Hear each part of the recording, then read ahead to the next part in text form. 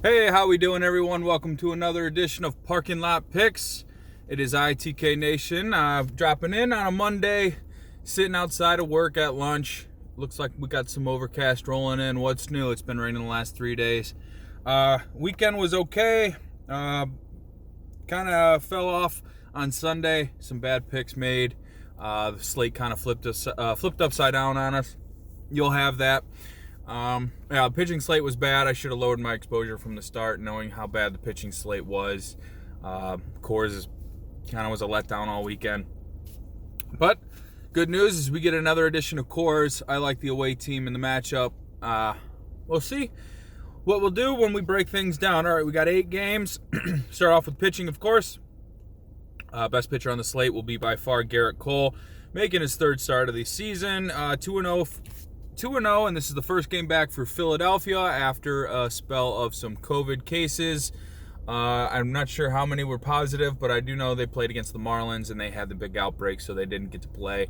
I believe this is their first game back. Barring any news on COVID for the Phillies, the game is expected to play from what I'm reading. So Gerrit Cole, 13 K per 9 pitcher, 39% K rate. Those are really high.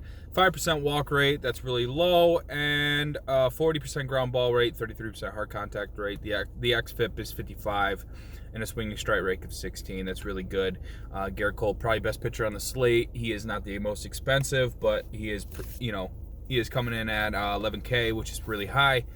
Minus 290 favorite and a 9 total. Gonna be a can't miss cash pick today.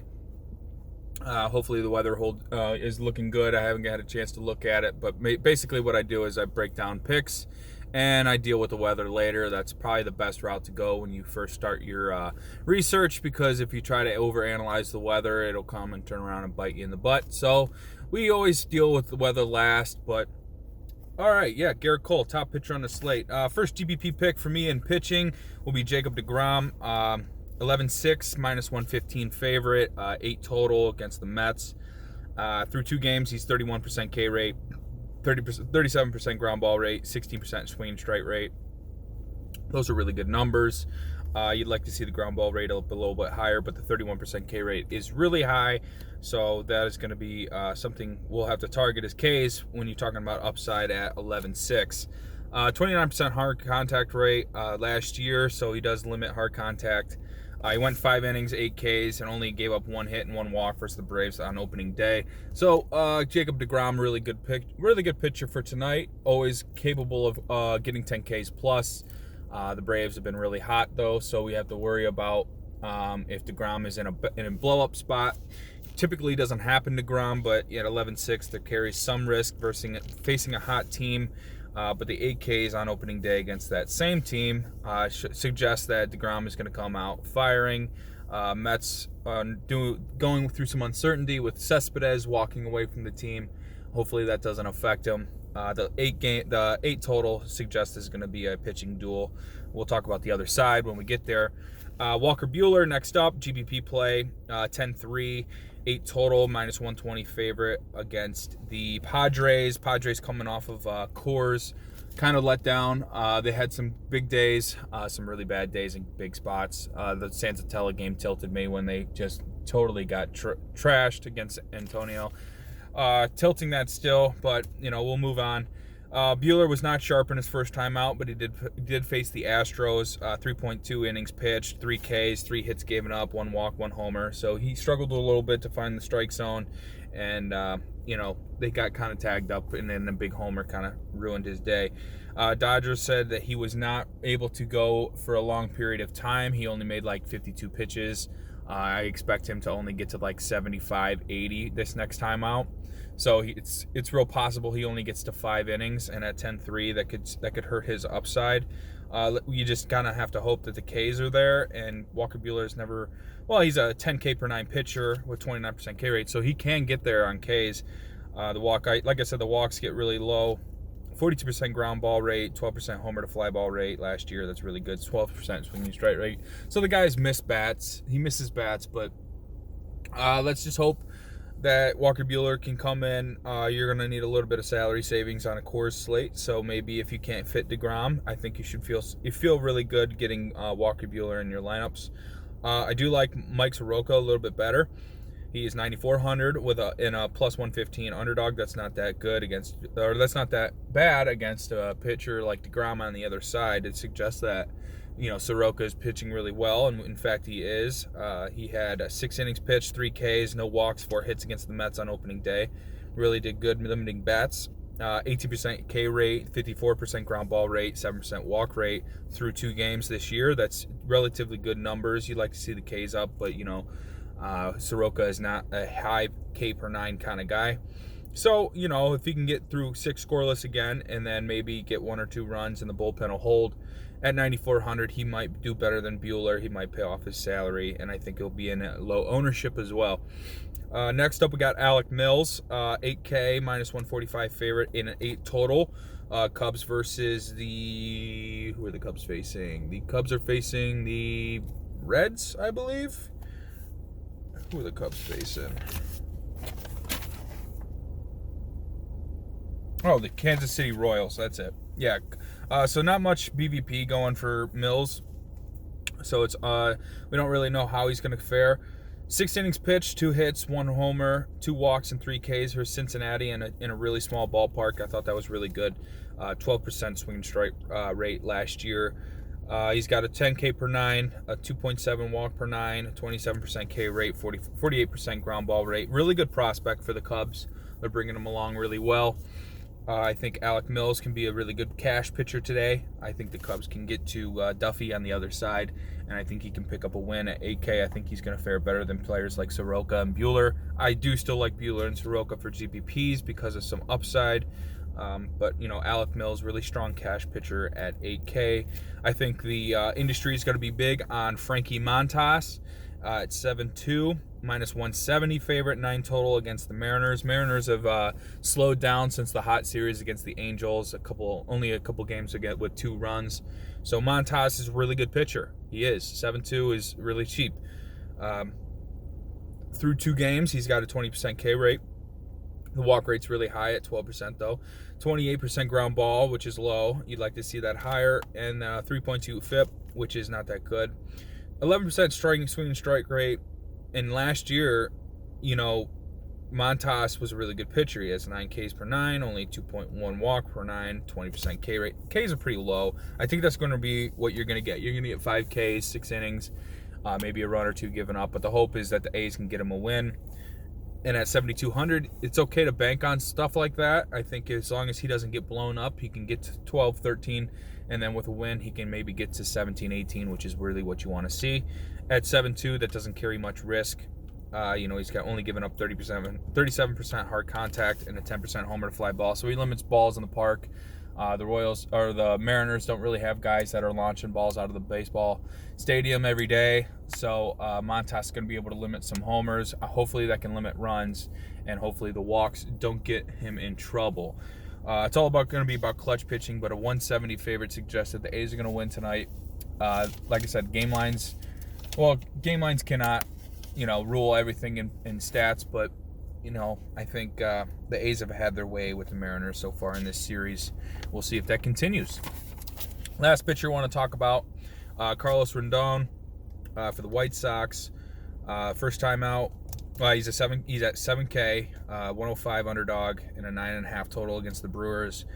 First time out against the Tribe, he was he went 3 2/3, 4 hits, 5 runs, 1 homer, 3 walks, 4 Ks. That's kind of like a typical Rendon stat line. But Rendon has those kind of games, and then he has games where he goes 7 innings, 9 Ks, 2 hits, maybe 2 or 3 walks. He is going to get in some trouble from time to time, but when he can get his strikeouts going, he is a very elite pitcher. And at 7K, I think that carries a lot of GPP upside. 11K per 9 last year, 29% K rate, 10% walk rate, which is relatively low, relatively high, excuse me. 43% ground ball rate and a 36% hard contact rate, 12% swing and strike rate. He's got some good advanced analytics that suggest, he could be in a good spot against the Brewers, who just lost Kane for the year. He decided to opt out, so that's a righty out of the lineup. The Yelich has been struggling. Hayura has been their best hitter, along with Avisail Garcia. But yeah, there's not much to be threatened about in this Brewer lineup, and I think they're starting to realize they got to get out there and get some bats, because their lineup's really struggling. A lot of starting pitchers have been having good days against them. I think Rondon is in a good spot here for GPPs. Well, that'll wrap up pitching. There's quite a few pitching options on the slate, so we might be able to find ourselves different paths to different hitting. I'll start off with hitting. I'll go with the Yankees and a 9 total versus Arrieta. Judge and Stanton are your expensive bats. Mostly everybody else is pretty cheap. DJ's cheap. Hicks has a homer off him in his career. Arrieta is really good against ground ball rates. And girlfriend just drove by. Yeah, we work together, and she was wondering if she can come in the car. She knows I've been recording. That's fun. Yeah, so the Yankees pretty cheap, but George and Stanton, I like them in that 9 total. Arrieta, a really good ground ball rate, but he can give up some homers. Yankees been pretty hot. You can never go wrong with the Yankees anyway. We got the White Sox versus Anderson, a 9.5 total. Really cheap, but Grandal. They're going to be on the wrong side of the platoon, but I don't think Anderson pitches that many innings, so I think your lefties like Robert and Garcia are still good to go. Eloy's been crushing the ball. Abreu and Edwin are kind of struggling, so my vote would be I'll leave first base open in that stack, and you kind of look for maybe a one-off homer upside hitter in that spot. Next favorite hitting outside of Coors today, we'll go to the Twins. They didn't really light up Indian pitching, but that's some of the best pitching in the league. 9.5 total versus Holland. Soft toss and lefty. You even have mixed pricing. You have some guys under 5K. Mostly everybody's under 5K. Cruz is really cheap. Probably going to be a lock-in cash game. 3 homers against Holland in his career. 2 homers against Sano. Sano has 2 homers against Holland in his career. Garver, Polanco, Henry, the shortstop, is really cheap. Is really cheap. Girlfriend's coming in. All right, we got the Cubs with an 8 total versus Duffy. All really expensive bats. Javier Baez, Wilson Contreras, KB, Horner, Rizzo. I like the righties in this stack. Duffy's not really a K artist on the pitching mound. Sorry, I'm a little distracted. Girlfriend just came and sat down. Like I said, expensive bats. Cubs in a good spot. I'm not sure what the weather's like in Chicago. You always have to worry about where the wind's blowing. If it's blowing in really hard, you don't want to be on them. If it's blowing out, you want to be on them. Next up, we got Coors. I like the Giants. 13 total versus Chichi Gonzalez. Brandon Crawford's got a homer off his career. You got big bats like Yastrzemski, Dickerson, Solano, Belt, Longo, Pence. All expensive, of course, but the Giants in a really big spot against Chichi, who does give up a lot of runs at home. You got the Rockies on the other side in a 13 total. DraftKings has Cueto. I've seen MLB Network have to be determined, so I'm not really sure who's pitching for the Giants tonight. You know, you got your big bats like Arenado, Story, Blackman, Dahl. Kemp's still at 3.8, so that's a really cheap bat in Coors.